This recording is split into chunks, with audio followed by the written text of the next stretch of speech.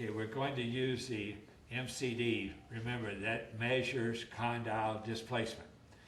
And we're going to use the MCD to measure the change from centric relation position of the condyle. That is the best centric we could achieve today with our power centric bites, and that the change from centric relation to centric occlusion when we made our centric occlusion record. So we want to see what happens to the condyles in that change from centric relation to centric occlusion. To do that, we'll use the MCD instrument. The first thing you want to do with the MCD instrument is to put a very, very thin coat of separating medium lubricant on the flags. I'm using Aquaphor. I like Aquaphor because it's water soluble, and you want to put the thinnest coat possible on. So you put it on, and then you take a Kleenex and you wipe it off real good. So you have a very, very thin coat of separating medium. If you have too much separating medium, the flag that we're going to put on here will tend to move a little bit. If you don't use separating medium, sometimes the glue on the back of the flags will come off on the condyle blocks. So I'm putting a little separating medium on. And it's, as I say, it's Aquaphor.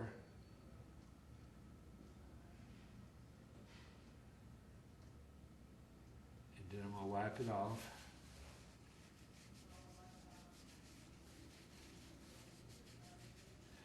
Also, when you put the flags on the MCD, you don't want to leave the flags on a long time. Don't leave them sit there for a week or several days, because again, the glue will come off on the plates. We want to also be sure to take off the little rubber protector here to measure the transverse measurement. So we take that off, and we put a little Aquaphor on the transverse measurement too.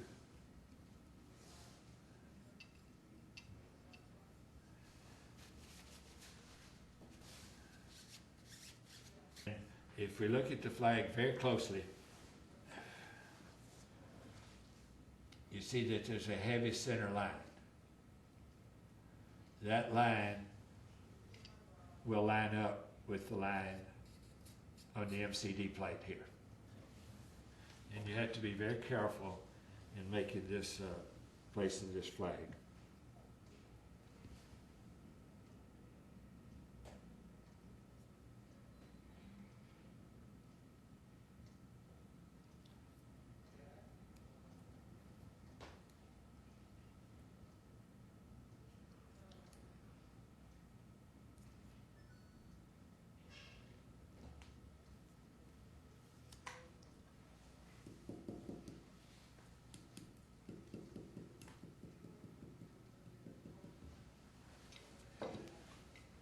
You can see where the lines line up now, and you see it says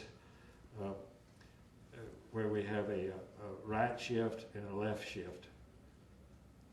The left shift here, the right shift here. It's on opposite sides of the instrument, because when we actually do the MCD, the top of the instrument is moving, not the bottom. You can see the little window, and you look through the window to line up on the horizontal line, and the vertical line you line up so you can see the crosshairs, the heavy lines on the flag, and you line up the vertical line by looking at the edge of the graph paper.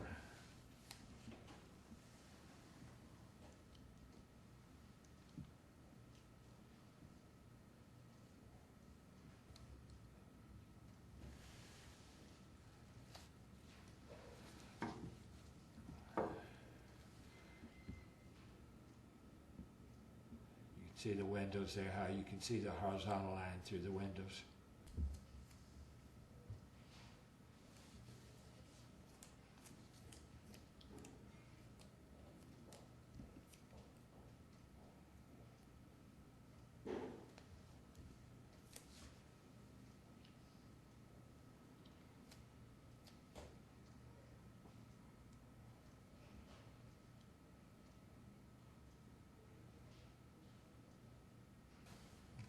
side. Now you can see that the graph paper vertically doesn't cover the entire condyle block, so that you can see the vertical line on the block, and you can line it up with the vertical line, center vertical line on the graph. And then the horizontal line you can see through the window. Each of these little squares is a millimeter measurement. And on the transverse measurements, each line is a millimeter.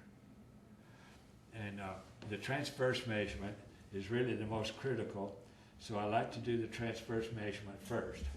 So first I'm going to have to take my models off the articulator and transfer them to the MCD.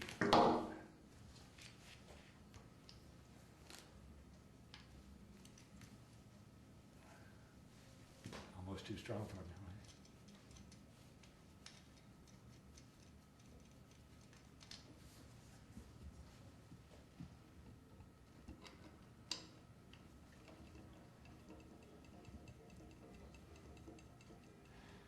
One of the most critical phases of doing the MCD is seating the models correctly into the wax bites. If you don't get the models seated correctly, then your measurements are going to be wrong.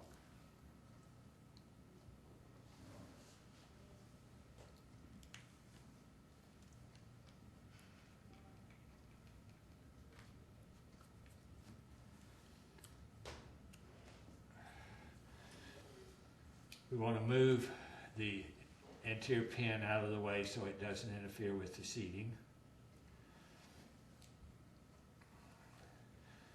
And the way I like to do this is to put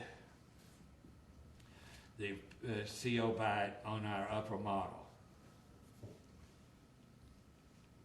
Seated on the upper model. Don't press hard because at this point in time. And notice how I cut the bite so that it did not extend back and hit the maxillary tuberosities. That's very important. Now take your lower model and invert it and put it in so that you can see exactly where you're seating the lower model. If you try to do it this way, you can see exactly how the teeth go into the wax CO bite. Now you want to make sure it's really seated good, because remember we had our patient bite firmly into the CO bite.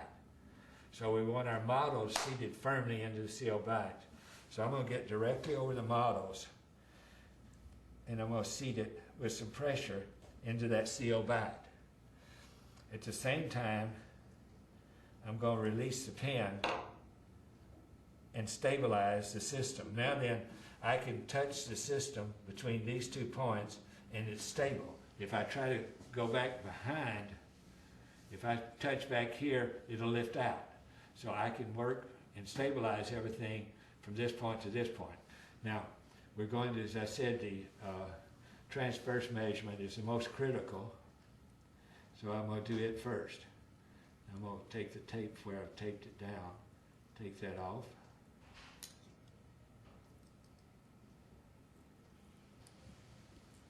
Red, I use red to measure CR, or record CR. So I have the red articulating paper in. I'm going to raise the plate up.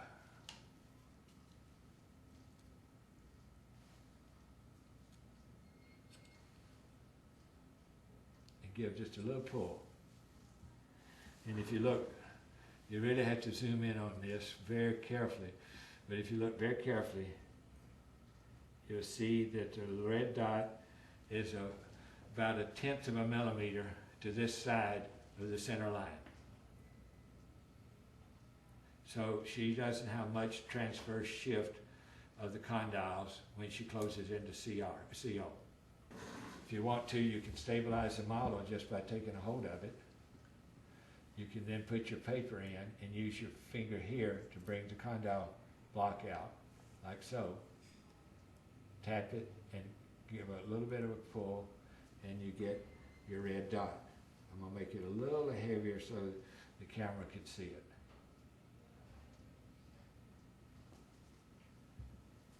Again, there's hardly any discrepancy.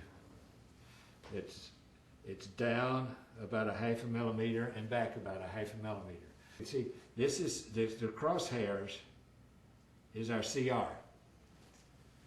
So theoretically, if we put our flags on exactly right, and remember I said everything in this MCD is made to correspond with the axis of the articulator. And so if my flags are on exactly right, her condyle, when she puts her teeth into central occlusion, on the left side is displaced inferiorly a 0.5 millimeter and posteriorly a 0.5 millimeter. So now we'll do the right side to articulate and pay for him. Bring it over, little pull. Bring it over.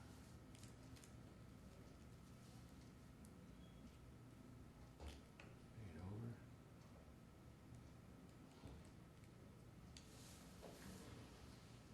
And there you can see that she's right on CR.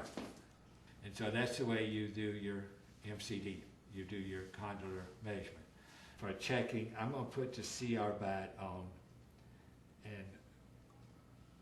and measure this CR bat and see where it comes out relative to the flags. So again, we'll go through the same procedure of putting our wax bats on the upper model because we can see better to seat the lower model into the bats.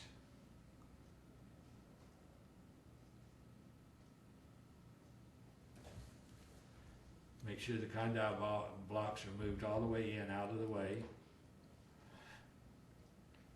Kind of tape that down again so the vertical plate doesn't get in the way.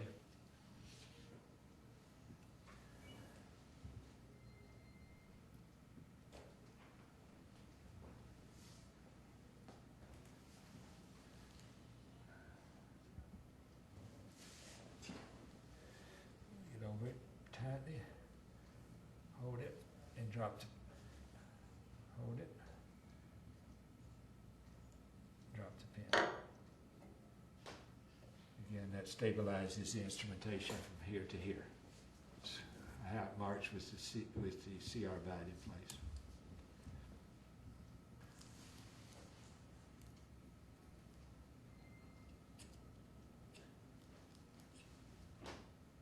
Right on. Okay.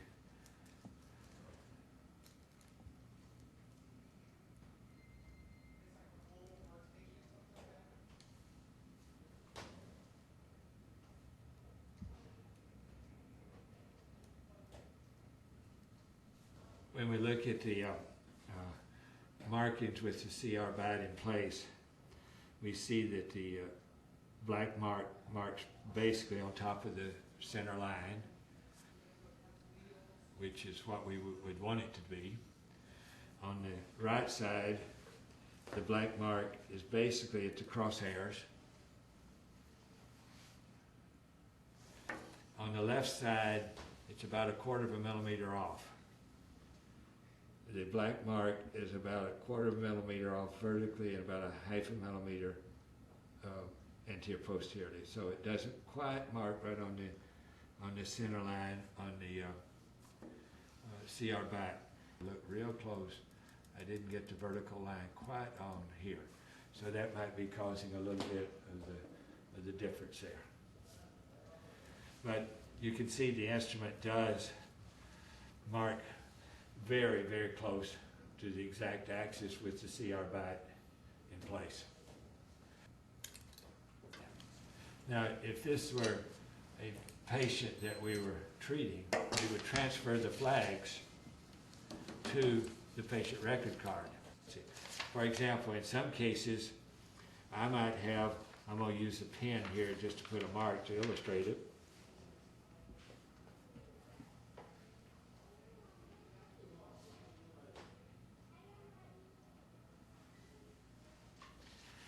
I might have a discrepancy of this nature. On the left side, the condyle is down, if that were the CO marking, the condyle is down 3 millimeters and back 2. And on the left side, it's down 2 and back 3. So that's a significant displacement of the condyle from CR to CO. And this gets to be critical from the standpoint of once that patient has a 3 millimeter vertical discrepancy, I'm beginning to think this is possibly a surgery case. just from day one, I could begin to see that I've got a large enough discrepancy here that when I reposition the mandible, put the condyle in the fossa, and reevaluate my patient, there may be a significant enough discrepancy that orthodontically I can't get to an optimal treatment goal. The same way here, doctors don't realize how important this transverse measurement is. In this patient, we had about 1/10 of a millimeter discrepancy. Well, that's nothing. But once we get to about 5/10 of a millimeter, now I'm beginning to be worried. And if you're under 5/10 or less discrepancy transverse, that doesn't bother me so much. Over 5 millimeters, I'm beginning to be concerned. If you have a 8/10 or more discrepancy, 8/10 of a millimeter discrepancy, then you have most likely got condylar resorption in that joint. And so this is why all of this, all these measurements get to be extremely important in your initial records, because it gives you indications of things you may have missed in your initial exam.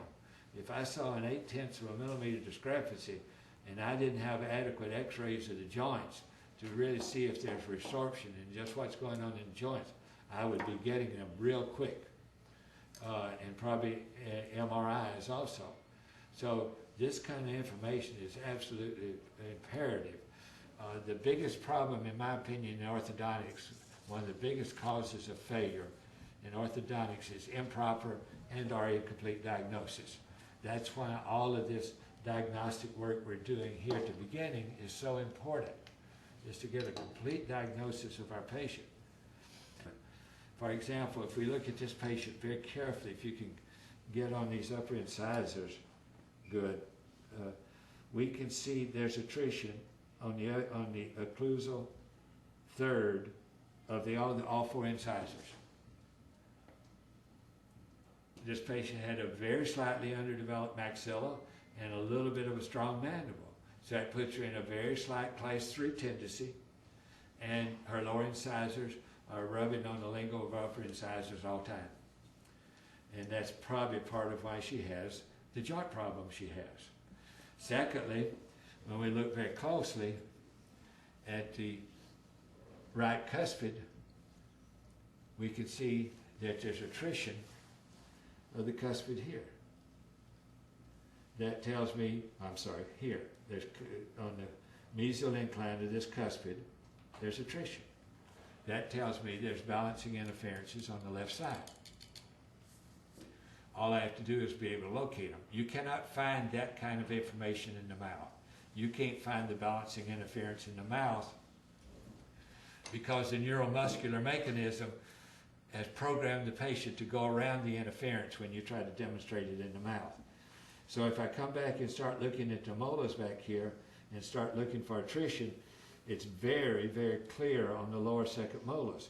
When you look at the lower second molars again, can you see how that flat plane there where she's attrition there on those second molars? Very, very clear. And she balances on the cuspid and she works on the second molar. But let's see if we can pick up the balancing interference. So to do that, I'm going to move the articulator, so I have to release, I have to put my centric latch down and release the centric lock so the articulator now, the top can move side to side.